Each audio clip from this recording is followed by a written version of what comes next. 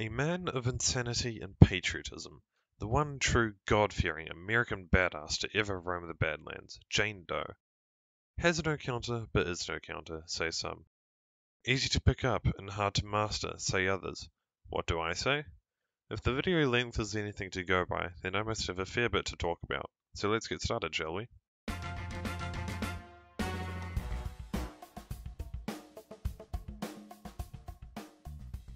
There are two mindsets you can have when playing Soldier, offensive and defensive. When playing on the offensive, you will often be wearing a nifty pair of shoes known as the gunboats, allowing Solly to take to the skies like a true goddamn American eagle, at a fraction of the health lost. When playing offensively, you could fall into either the flank or the front line.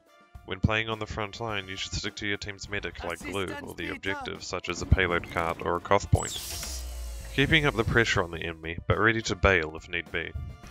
Find yourself on the defensive side. You must plant your feet in the ground where you stand and tell the enemy, "This point is mine, do you understand that?" You can hold your ground with just about any combination of weapons. Except for a select few. Which leads me to rocket jumping, you know, the thing that any TF2 video about the Soldier must mention at least once. The big elephant in the room when it comes to playing Soldier effectively. Clicking the ground and tapping buttons may sound easy, and after a while, it is. And knowing how to rocket jump is what is probably the most important part of playing Soldier competitively. But you really cannot tell someone how to rocket jump. It's a skill, and like all skills they take time, effort, and dedication to get better. The best way to learn is to jump into it yourself, pun intended. And I just remembered, we should probably talk about the rocket launcher for a bit.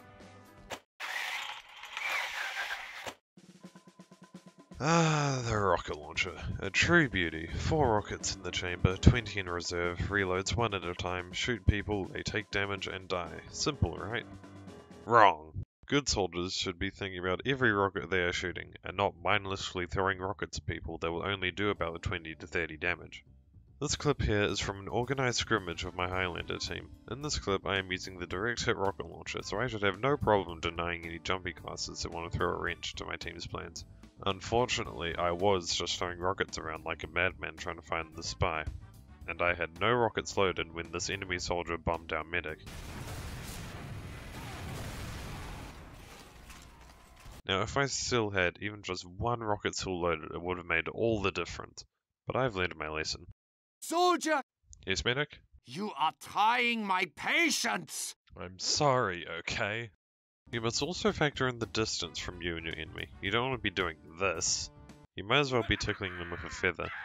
You want to be doing this great, huge damage numbers that can rival your team's demo or heavy.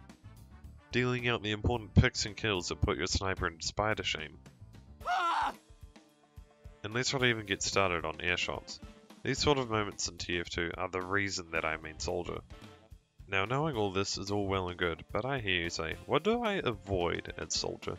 Well, I'm glad you asked, and there really are a lot of things you should be avoiding when playing Solly. The answer: everything. You are a direct counter to nothing. Anything can kill you, even the medics, dear god, even the medics. Well, not exactly.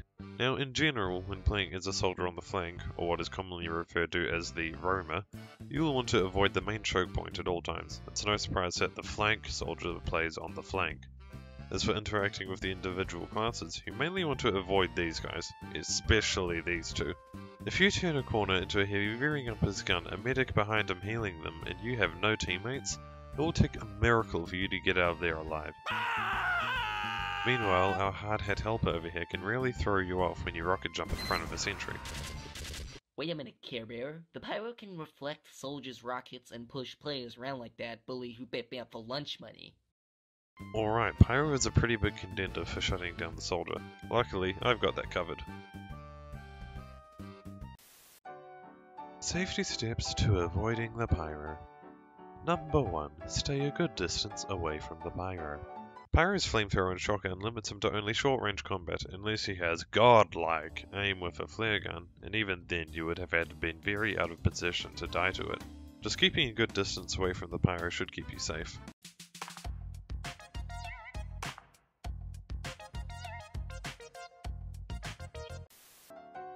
Number 2. Hit scan weapons. Weapons that shoot bullets, or hit scan weapons, are the best thing to use against a pyro. Weapons such as the demo's grenade launcher and your rocket launcher are projectile weapons. They shoot the stuff that the pyro reflects. If you know you're against a pyro who knows how to right click with flamethrowers, it would be a good idea to equip a shotgun. Number 3. The waiting game. Find yourself in this situation. You are wearing the gunboats and have no shotgun, and this pyro is waiting eagerly for you to shoot a rocket that they will most likely throw back in your face. You're both waiting for each other to make a move. If you know you can't win this one, jump away and live to fight another day.